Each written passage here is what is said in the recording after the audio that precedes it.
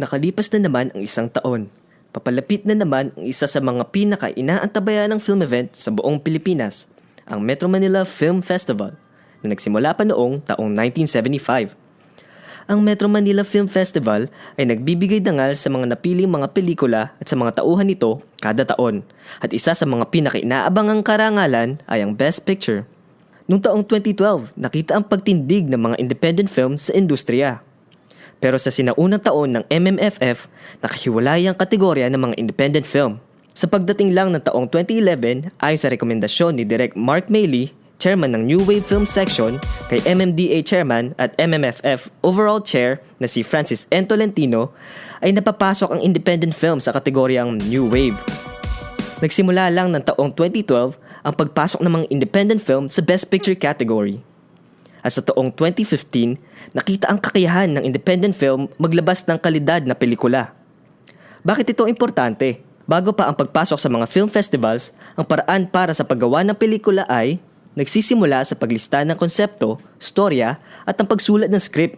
Sumusunod ang paglaan ng pera at pagplano ng paggawa, tulad ng pagpipili sa mga kakailanganing tao at gamit. At pagkatapos ay simula ng pag-shoot sa mga eksena. At pagtapos nito ay diretso sa editing stage. Ngayon, pag ikaw ay napapasok sa mga major film studios, ang pelikula ay ipreprint sa 35mm celluloid film na umaabot ng 1 milyong piso kada film. Sumusunod ang pag-market sa telebisyon, radyo at mga prints.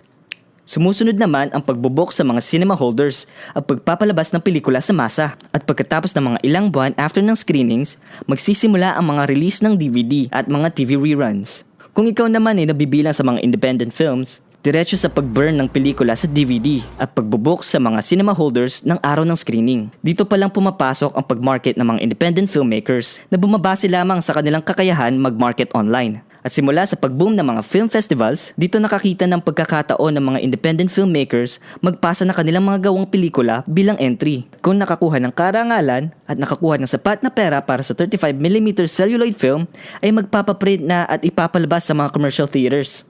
Kung bibiruin mo, nabibilang lamang ang mga independent films sa loob ng 19% sa buong distributing market sa Pilipinas. Kaya importante ang pagbibigay kilala sa mga independent films at filmmakers.